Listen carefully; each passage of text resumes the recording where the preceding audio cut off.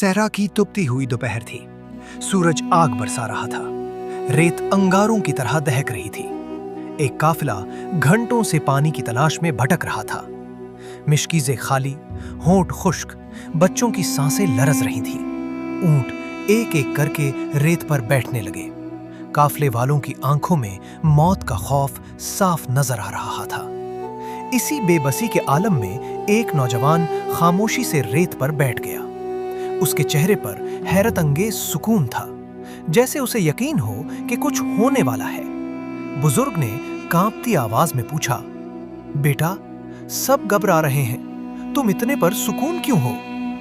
नौजवान ने आहिस्ता से किताबी जुमला नहीं बल्कि दिल का यकीन बयान किया। मेरी माँ कहती थी, जिस लम्हे उम्मीद खत्म दिखाई दे, समझ लो अल्लाह वहीं से मदद शुरू करने वाला है।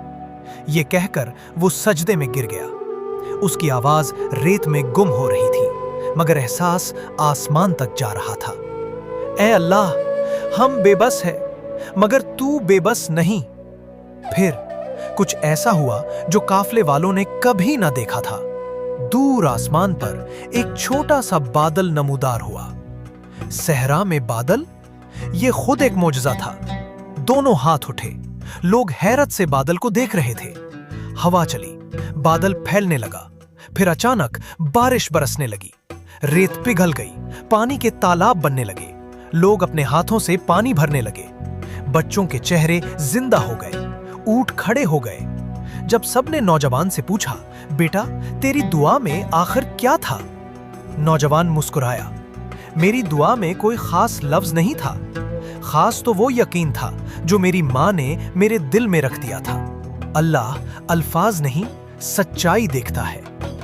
ये वाकया सुनकर नाजरीन हमेशा एक ही बात कहते हैं, जब दिल टूटकर अल्लाह को आवाज देता है तो आसमान कभी खामोश नहीं रहता।